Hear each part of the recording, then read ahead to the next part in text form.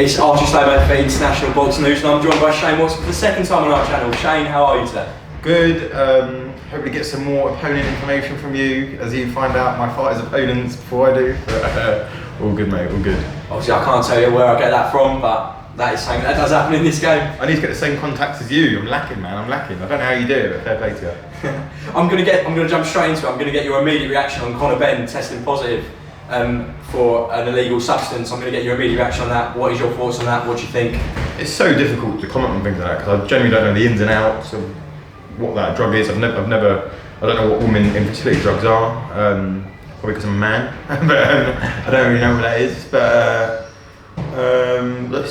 you can't really say too much. Obviously, failing the drug test if he has. I mean, I don't know 100% with what's kind of going on there. So I've read the article, but. Yeah, if you failed a drug test, that's obviously never a good look.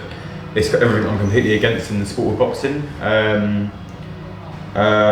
Touch wood, I've never had it happen to any of our guys or women. But yeah, obviously it's not ideal, it's not a great look going into a big pay-per-view fight, but you have to see how things like that unravel. Because look at the whole Dillian Whyte situation against Rivas, everyone jumped on his back and it turned out that he wasn't actually doing anything. Oh, quick call. Sorry, can I answer with it, aren't you? Shane Watson, we're just picking up where we left off with regarding obviously Ben testing positive. Yeah. Obviously we did cover that, I'm not going to go over it too much because we just don't know the ins and outs of it. Yeah, I mean, like I said, I don't really know a lot. Obviously if he has failed a drugs test and if he knowingly is taking performance enhancing drug because it's disgraceful and fighters like that should be banned for life. If he knowingly took a drug, you never really know because they're never going to admit it, are they? But and all I can say is I feel really sorry for Eubank Jr.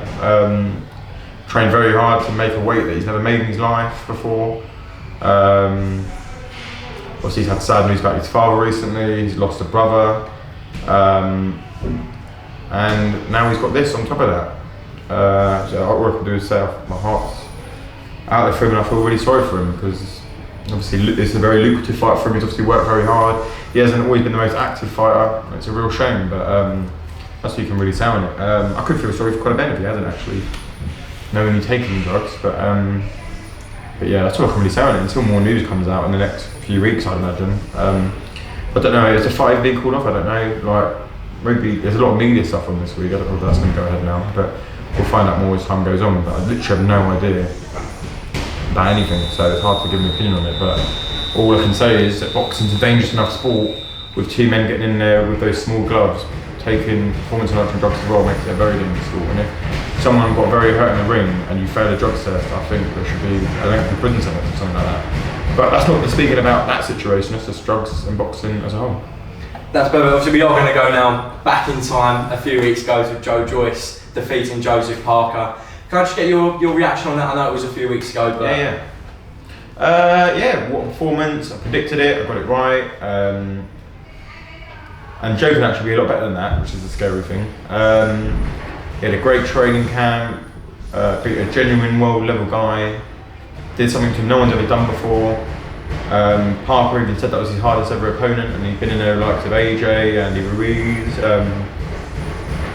So there you go. That shows you the levels, doesn't it? Like he is an elite heavyweight, and people know that and recognise that now. And I'm so over the moon for him.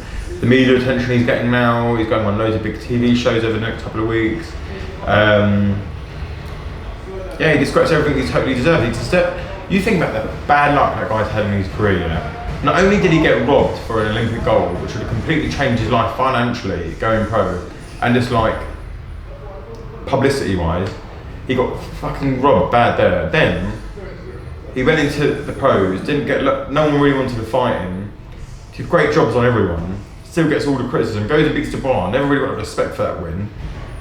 And then like, now, beating Parker, the whole world has kind of opened up for him. No one deserves it more than Joe Joyce. He works so hard, he puts on great fights for everyone all the time, but yet gets the most stick. I'm like, it makes no sense, and he will fight anyone. He showed that he will fight anyone.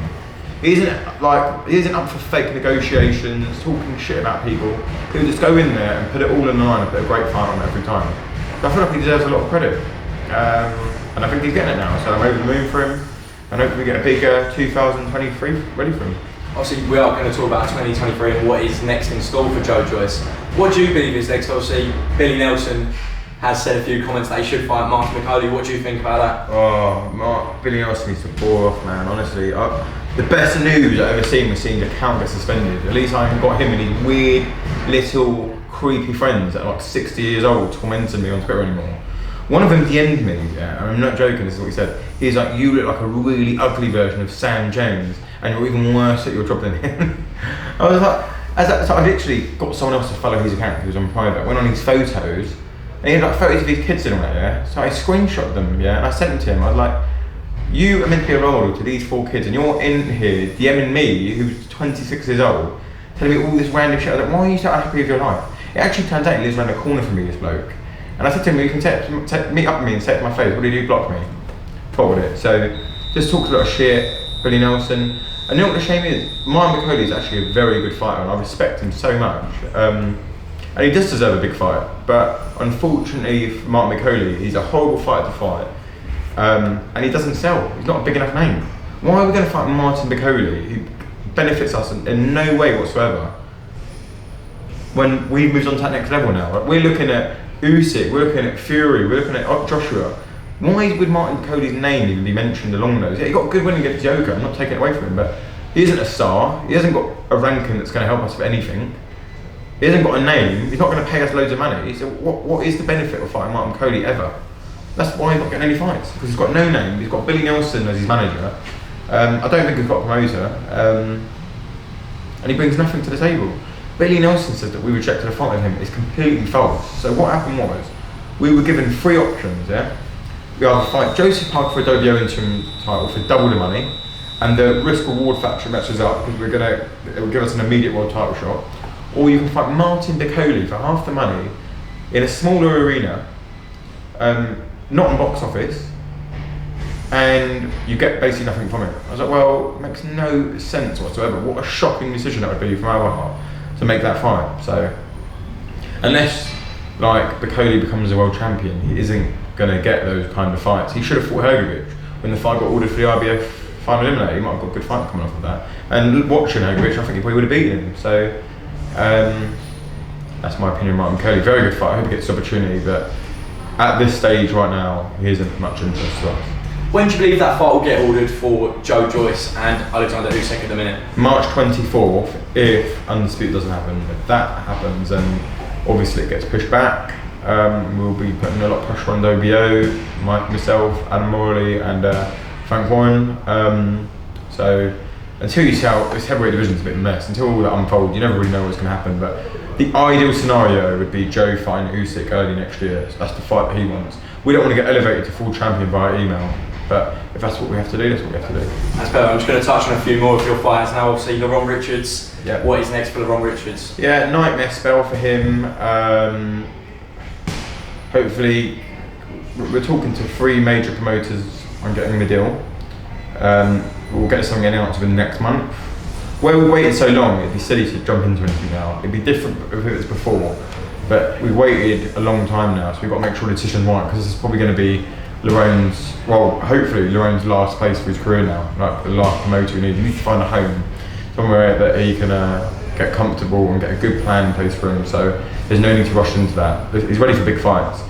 I think one fight he would like his comeback fight to be Rocky Fielding, so that'd be a good fight if we can get that made. And then we'd want to fight anyone and everyone after that in the super middleweight division. So there is news that Rocky Fielding could face Dan Aziz in Bournemouth in December. What do you think of that fight? It's a good fight, but I don't see why Rocky Fielding would take that fight, because he gains absolutely nothing whatever happens in that fight, and there's all to lose. Where do you go if you lose to Dan Aziz at British level when you've operated at world level? You know, so I hope he doesn't, because I'd like to make him and Lerrone. You lose to Lerrone at world level, there's other fights for you. You can still fight Dan Aziz. That fight doesn't disappear, does it? But if you lose to Dan Aziz, which I think you could actually do, because Dan Aziz is a good fighter, doesn't leave you many options after that. With regard to Florio Marco, what's next for Florio? He's got a bad hand injury, so he won't be out this year, but we'll get work on something early next year for him. A good fight. I like the Tyron McKenna fight, but nothing. That's just in my head right now. We've not spoken to him or anything, but yeah, we'll work on some decent level opposition for his next fight, and let's keep moving him up the rankings. Junaid Bostan, December 10th in Leeds. Can you confirm that? Yeah, he's out December 10th in Leeds, working on opponents now, solid English title level guys in his 4th pro fight we're looking at. He wants to be moved quick and he wants to fight for a title in his next fight after that. He wants to be moved fast. I mean, I'm not overly always for it because he's so young, but a guy that's on the form that he is and the confidence he is, he's just got to keep the train on. And ultimately, Grant Smith knows a lot more about boxing than me, believes he's ready, and I guess he's ready.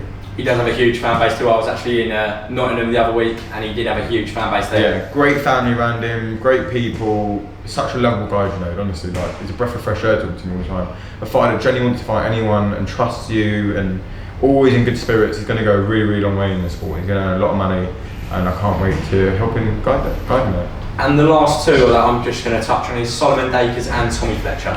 Yeah, Tommy Fletcher, I think, will be back out in December. So Dacres, we're working out a plan for him. His next fight will be a title fight, but we're working out what route we're going to go with him and what kind of opponents. I would like a solid European level guy for his next fight. I want to move him fast. So. Do you have a name for Solomon Dacres? I don't have a name like specifically, but like we're talking people like Marco Huck and that kind of level, like fringe European level guys for his next fight. Perfect. Thank you, Shane Watson, talking to International Boxing News. Always a pleasure to have you on our channel. Thank you, mate. Thank you, mate. Really appreciate it. No worries, mate.